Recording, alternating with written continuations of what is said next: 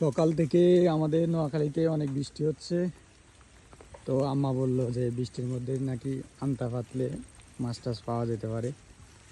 তো আম্মার কথা মতো এই যে আবার আন্তা বসাই দিলাম। কি মনে হচ্ছে মাছ আসবে নাকি দেখা যাক। একটু আগে আন্তাটা বসাইলাম, যদি কিছু মলা ডালা মাছ পাই। গত সিজনে তো অনেক কাঁচকি পাইলাম, দেখি এবারে পাই কিনা। এই যে আন্তা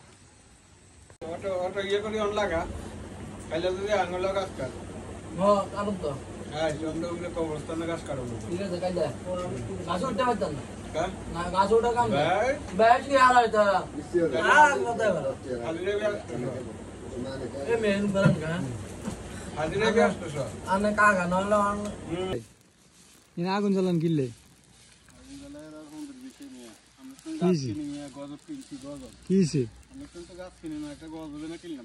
কি করলাম ভাই? আমরা অবস্থা গাছ গুন্দি দিলাম। এই দেখেন গাছ, এই যে এত মোটা মোটা গাছ দেখেন, 60টা গাছ মাত্র 3000 টাকা বিক্রি করছি।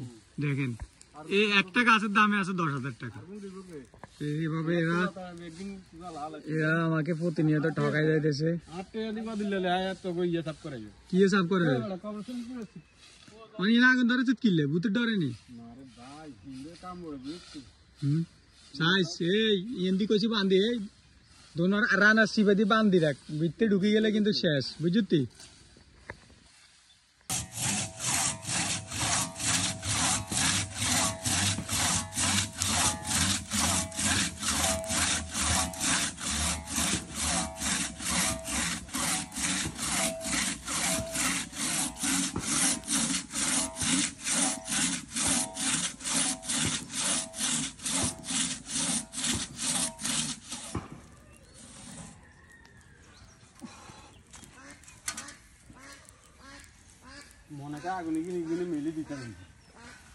দেখেন এই যে পোকাটারে পিঁপড়ে ধরছে, দেখ দেখ দেখ, এই যে জোড়াটারে পিঁপড়ে এমন ভাবে ধরছে, দেখ।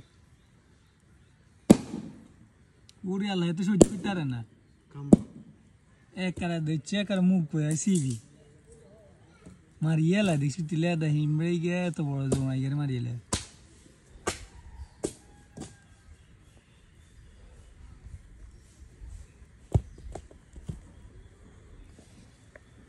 দেখেন আসলে সবসময় শক্তি দিয়ে সবকিছু হয় না।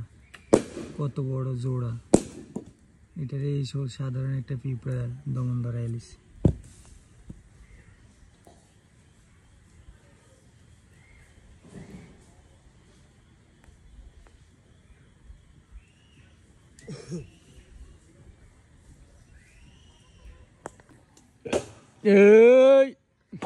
এই যে এখন গাছ টেনে ফেলাবো, বিনা পয়সা বদলে দিতেছি। দেখেন গাছ কিনছে সে, টান দিছি আমি।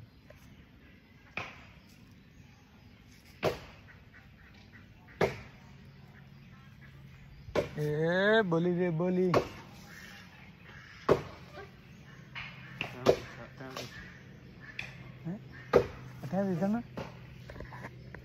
আলহামদুলিল্লাহ আমার 25,000 সিপি তেলাপিয়া আজকে 6ষ্ঠ দিন চলতেছে।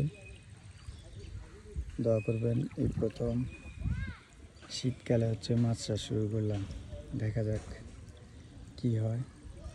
শীতকালে এর আগে কখনো করিনি আমরা, এবারে শীতকালে লাস্টই বানালাম CP tilapia, original CP tilapia.